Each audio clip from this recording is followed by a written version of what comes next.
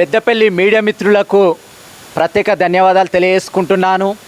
ఈరోజు పెద్దపల్లి పార్లమెంట్లో మరి భారీ అకాల వర్షాలతోని చాలామంది మరి అన్ని వర్గాల ప్రజలు ఈరోజు ఆ తుఫాన్తోని చాలామంది ఇళ్లకు వాటర్ రావడం జరిగింది. మరి వారి యొక్క నిత్యావసర సరుకులు కూడా మరి తడిసి ముద్దవడం జరిగింది. మరి వాళ్ళ నివాసంగా వాళ్ళు ఉండే ఇండ్లు కూడా కూలిపోవడం జరిగింది. ఇంతవరకు కూడా పెద్దపల్లి ఎంఆర్ఓ కానీ మరి పెద్దపల్లి స్థానిక శాసనసభ్యులైన ఎమ్మెల్యే కానీ అదేవిధంగా పెద్దపల్లి మరి పార్లమెంట్లో గెలిచిన ఎంపీ కానీ ఇంతవరకు కూడా మరి కనీసం ప్రజలకు అంత జరగలేని సంఘటన జరిగితే కూడా ఆ సంఘటన మీద కనీసం వచ్చి కూడా స్పందిస్తలేరంటే ఇది ఎంత బాధాకరమైన విషయం అనేది ఈరోజు పెద్దపల్లి పార్లమెంట్లో ప్రజలు గమనిస్తున్నారు.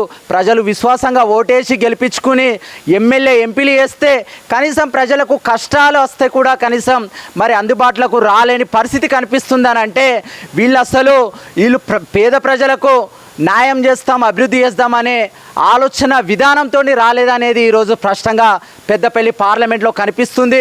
ఇప్పటికైనా కానీ ప్రజలకు జరిగిన అన్యాయం పైన కానీ ప్రజలకు భారీ వర్షానికి కూలిపోయిన ఇండ్లల్లో మరి ఆ ఇండ్లకైనా కానీ కనీసం ఈ ఎంఆర్ఓ కానీ ఎమ్మెల్యే కానీ ఎంపీ కానీ కనీసం వారికి నష్టపరిహారం కట్టించాలి, వారికి సహాయం చేయాలి తోచిన కాడికాని కూడా ఈరోజు పెద్దపల్లి పార్లమెంటు ప్రజల పక్షాన నేను ఒక్కటే డిమాండ్ చేసి మరి విన్నపించుకుంటున్నాను.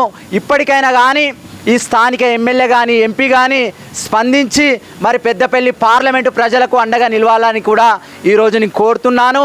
ఇప్పటికైనా కానీ పెద్దపల్లి ఖమ్మం దగ్గర ఉన్న 8వ వార్డు ఎస్సీ కాలనీలో మరి 8 ఇండ్లు ఈరోజు వాటర్ వచ్చి వాళ్ళ నిత్యావసర సరుకులని తరవడం జరిగింది. వాళ్ళ ఇంట్లో ఉన్న పిల్లలు కూడా మరి ఏడుస్తున్నారు వర్షం పడుతుంది అని చెప్పి. ఇంతవరకు కూడా ఏ లీడర్ కూడా రాలే, ఏ పెద్దపల్లి మున్సిపాలిటీ కమిషనర్ రాలే, మున్సిపాలిటీ చైర్మన్ రాలే, మరి స్థానిక ఎంపీ రాలే, స్థానిక ఎమ్మెల్యే రాలే. ఇది చాలా బాధాకరమైన విషయము.